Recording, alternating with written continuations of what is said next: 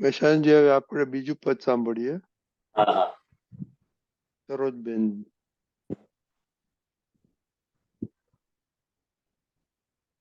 જય સચ્ચિદાનંદ મહેશાનંદજી, જય સચ્ચિદાનંદ રજનીભાઈ, જય સચ્ચિદાનંદ. જય સચ્ચિદાનંદ. ઓકે, મહેશાન દેખાય કે મોટું કરું? દેખાય ચાલશે. સરોજબેન દેખાય છે ને? હા, દેખાય છે, દેખાય છે. ઓકે જય ઓકે સચ્ચિદાનંદ. સરોજબેન. બેડી જમાતું અવળી હવળી, ઊંધા રસ્તા બતલાવે, ચડે આમળો મન વંટોળે, ત્યાં દાદાને સંભારો. ભેળી જમાતું અવળી હવળી, ઊંધા રસ્તા બતલાવે, ચડે આમળો મન વંટોળે, ત્યાં દાદાને સંભારો, ત્યાં દાદાને સંભારો. માહી થાશે દ્વેષ ગુણાકાર, તુર્તે કરવા ભાગાકાર. મિત્રને સ્વાંગે મહી દુશ્મન છે, ત્યાં દાદાને સંભારો. માહી થાશે દ્વેષ ગુણાકાર, તુરતે કરવા ભાગાકાર. મિત્રને સ્વાંગે મહી દુશ્મન છે, ત્યાં દાદાને સંભારો, ત્યાં દાદાને સંભારો. આત્માનો ગુણ નિરાકુળતા, વધી ગઈ જ્યાં વ્યાકુળતા, પરાયું સ્થાનક છોડી ભાગો, ત્યાં દાદાને સંભારો. આત્માનો ગુણ નિરાકુળતા, વધી ગઈ છે યા વ્યાકુળતા, પરાયું સ્થાનક છોડી ભાગો, ત્યાં દાદાને સંભારો, ત્યાં દાદાને સંભારો. આકુળ વ્યાકુળ કર્મ બાંધણી, સ્થૂળ કસાયો સૂક્ષ્મ લાગણી, કઈ પણ જાતને હલાવી દે છે, ત્યાં દાદાને સંભારો. આકુળ વ્યાકુળ કર્મ બાંધણી, સ્થૂળ કસાયો સૂક્ષ્મ લાગણી, કઈ પણ જાતને હલાવી દે છે, ત્યાં દાદાને સંભારો, ત્યાં દાદાને સંભારો. શંકા કુશંકા નિર્મૂળ હોજો, ભોગવ્યું ત્યાં કઈ ભૂલ છે જોજો, ઉદય નિમિત્ત નિર્દોષ જ દેખી, ત્યાં દાદાને સંભારો. શંકા કુશંકા નિર્મૂળ હોજો, ભોગવ્યું છે ત્યાં ભૂલ છે જોજો, ઉદય નિમિત્ત નિર્દોષ જ દેખી, ત્યાં દાદાને સંભારો, ત્યાં દાદાને સંભાળો. મન વચ કાયા ત્રિવર ગણજો, અધિયાસે અભિયાસી જોજો. બુદ્ધિ ચૂંથે કાદવ કીચડ, ત્યાં દાદાને સંભાળો. મન વચ કાયા ત્રિવર ગણજો, અધિયાસે અભિયાસી જોજો. બુદ્ધિ ચૂંથે કાદવ કીચડ, ત્યાં દાદાને સંભાળો. ત્યાં દાદાને સંભાળો. અંતઃકરણ ગુંગળી મૂંજાય, ખેંચો જ્યાં ગાડી રોકાય. આ છે સંકટ સમયની સાંકળ, ત્યાં દાદાને સંભાળો. અંતઃકરણ ગુંગળી મૂંજાય, ખેંચો જ્યાં ગાડી રોકાય.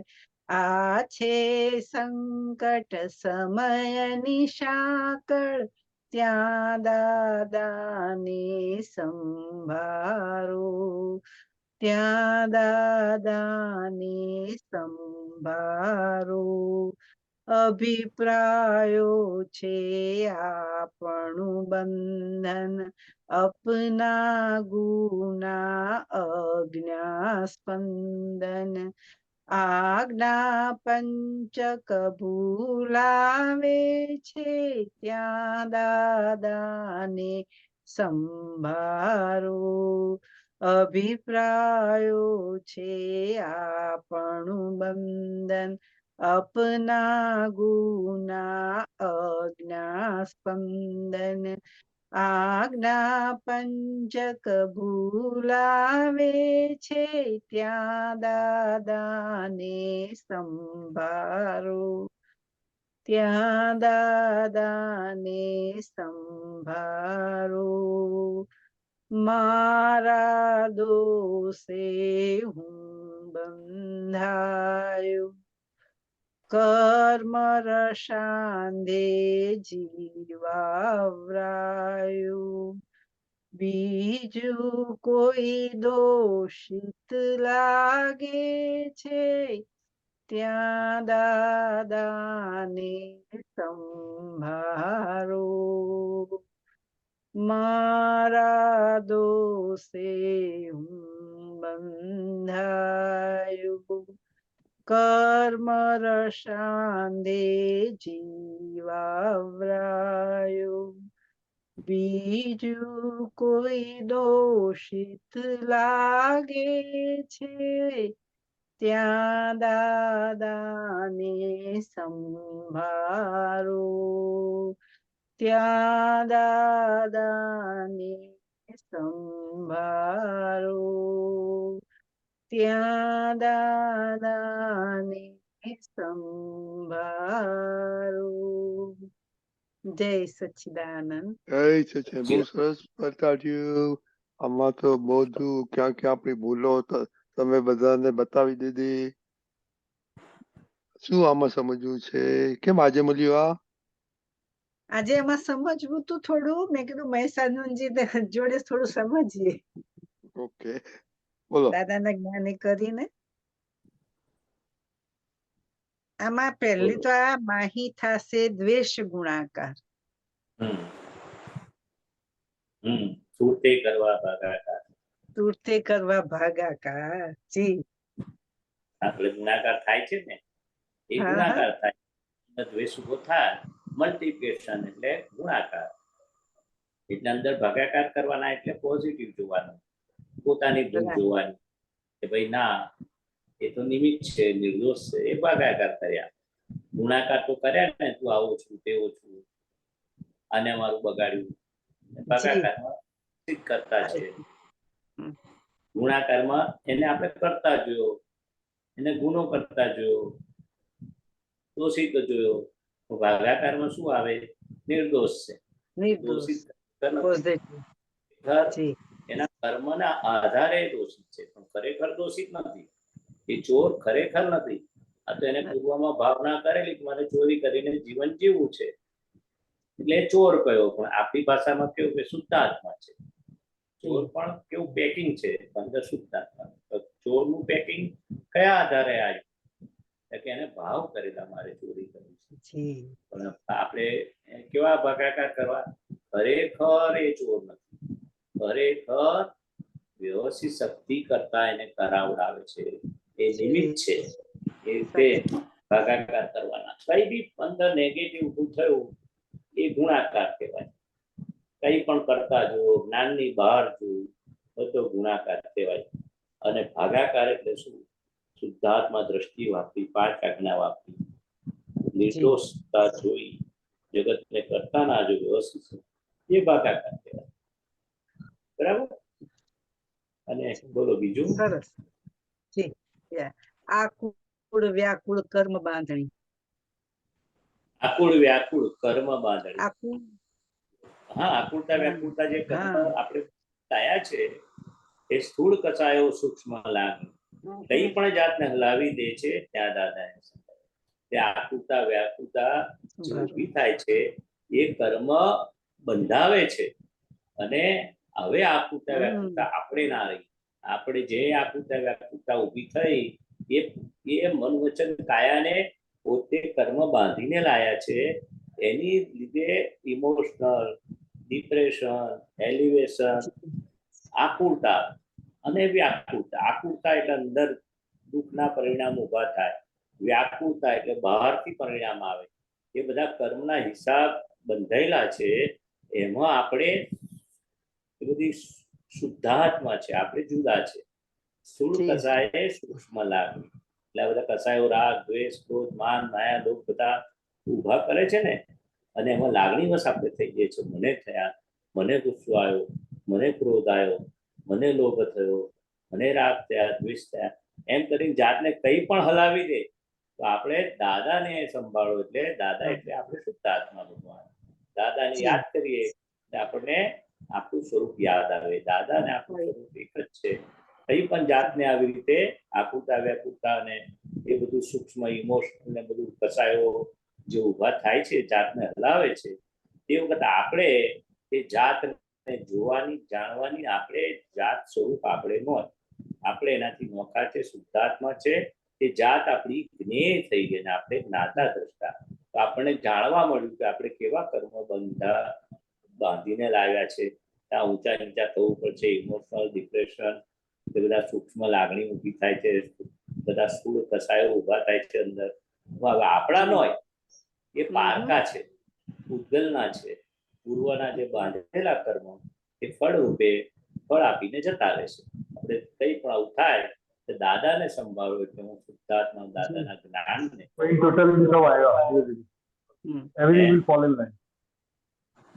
શું કહ્યું? હવે બીજું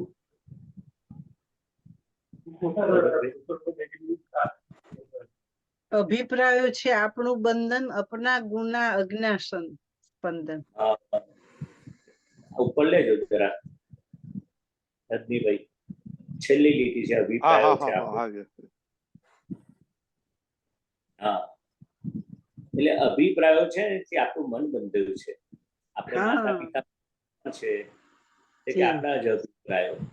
આપણે જે અભિપ્રાય બાંધેલા છે, આવો છે, તેવા છે, આવું ખોટું છે, આ સાચું છે, એ બધું આપણને પૂર્વના જે અભિપ્રાયો બાંધીને લાયા છે એના આધારે આપણું મન તૈયાર થયું છે. એ મન જ આપણું બંધન રૂપ થયું છે. કારણ કે આપણે જ પાડેલા છે. આ ખોટો છે, આ સાચો છે, આ નકામો છે, આવું ખોટું કરે છે. એટલે એ અભિપ્રાયો બાંધે ને લીધે આ બંધન ઊભું થયું છે. અને અપના અજ્ઞા સ્પંદન એટલે અજ્ઞાનું એક પણ સ્પંદન ઊભું થાય છે. અજ્ઞાનતાનું એ કે છે ગુનો આપણો છે, આપણે જ ગુનેગાર છે. અંદર કઈ પણ ઊભું થાય છે ભૂલ આપણી છે, સામેવાળાની નથી. એટલે કે જે આજ્ઞા પંચક બોલાવે છે ત્યાં દાદાને જે આજ્ઞા 5 આજ્ઞા બોલાવે છે દાદાને સંભાળો કે છે. એટલે જી કે છે આપણું જ અજ્ઞાન, અંદર આપણું જ જે ભરેલો માલ એ આપણો જ પૂર્વનો ગુનો વિશ્વાસ. છે, ભૂલ હા. છે, પાપ હમ. છે, એ ગુનો અજ્ઞાન છે. સ્પંદન. હવે જ્ઞાનનું સ્પંદન આ પાંચ આજ્ઞા જે છે એ આપણને ભૂલાવે છે, એ આપણી કચાશ છે, અનિશ્ચયનું પરિણામ છે. એટલે દાદાને સંભાળો. પાંચ આજ્ઞામાં જે રહેવાતું નથી, ભૂલી જવાય છે, એ મારી નિર્બળતા છે, વીકનેસ છે, Weakness અનિશ્ચય છે. તો મને એવું પાકા થવાની મને શક્તિ આપો, મારો પાકો નિશ્ચય થાય એવી કૃપા આશીષ. બરાબર. જી જી, બહુ સરસ, બહુ સરસ. મહિન્દર, એક બીજો પ્રશ્ન છે પદ વગરનો, બોલો. હું વાંચી દઉં. હો. આપણે તો ચારિત્રનો પાયો મજબૂત રાખવો, મોક્ષે જવામાં એ એકલી જ વસ્તુ મૂળ વસ્તુ છે. હા, તો એમાં શું પૂછવું છે? વોટ્સઅપમાં આવ્યું છે આજે. ચારિત્રનો પુત્ર હા, એટલે શું છે? ચારિત્રનો પાયો મજબૂત રાખવો, મોક્ષે જવામાં એ એકલી જ વસ્તુ મૂળ વસ્તુ છે. એટલે ચારિત્ર એટલે શું કે આપણે અંદર કઈ પણ ઊભું થાય, દાદા ભગવાને શું કહ્યું કે આપણે અંદર સમાઈ લેવાનું. ક્રોધ, માન, માયા, લોભ જે ડિસ્ચાર્જમાં કઈ પણ ઊભું થાય, અવળો વિચાર આવ્યો, અવળી વાણી બોલવાનું મન થયું, કોઈને ઉતારી પાડવાનો, કોઈને અભાવ તિરસ્કાર, કોઈને કઠોર ભાષા, તંત્રી ભાષા, વિષય વિકારનો વિચાર આવ્યો, હવે નવકલ્પમાં કઈ પણ થયું એ વર્તનમાં ના આવે, એને ચારિત્ર કહ્યું. અંદર ઊભું થાય પણ કંટ્રોલેબલ, એટલે કે બહાર વર્તનમાં ના આવવું જોઈએ. અને અંદર પ્રતિક્રમણ કરતી અને વર્તનમાં આવે તો કોઈ આંગળી ચીંધે કે જો આ તો સત્સંગી છે ને આવું કરે છે, એમના વાણીના ઠેકાણા, વર્તનના ઠેકાણા નથી, અને સત્સંગમાં જાય છે. એટલે વર્તનમાં ના આવવું જોઈએ. એ અવળું સવળું ના આવે તો વાંધો નહીં, પણ અવળું તો ના આવવું જોઈએ. દાદા કે છે ને કે પોઝિટિવ ના થાય પણ નેગેટિવ ના થવું જોઈએ. કે છે ને કોઈને સુખ ના અપાય તો વાંધો નહીં, કોઈને દુઃખ ના આપ્યું એ જ ચારિત્ર આપણું કહેવાય. સાચી વાત. સુખ ના અપાય તો વાંધો નથી, સાચું બોલાય નહીં તો વાંધો નથી, કઈક અવળું થઈ જાય તો અંદરથી થાય તો પ્રતિક્રમણ બહાર આવશે ને તો જ બહાર એટલું ચારિત્ર લોકો જુએ છે. બેનનું મોઢું ચડી જાય છે, એમની વાણી અવળી નીકળી જાય છે, એમનું વર્તન અવળું, લોકો બહારનું ચારિત્ર જુએ છે. દાદા ભગવાનનું કેવું ચારિત્ર છે? અંદરનું. અંદર કઈ ઊભું થાય તો ધોઈ નાખજો, કંટ્રોલ રાખજો. એટલે ક્રોધ, માન, માયા, લોભ એ આપણે બહાર ના આવવા જોઈએ. અંદર ઊભા થાય એ ભરેલો માલ છે, અંદરનું ધોઈ નાખે છે. મહાત્માઓ પુરુષાર્થમાં હોય છે. બહાર જે દેખીતું વર્તન છે એ ચારિત્ર કહેવાય. લોકોની ભાષા બહાર ચારિત્રમાં ના આવવું જોઈએ, એવું કહેવા માંગે છે. હા, એ કહેવા માંગે લૌકિક ભાષા. જી, બહુ સરસ, બહુ સરસ સમજણ પડી ગઈ.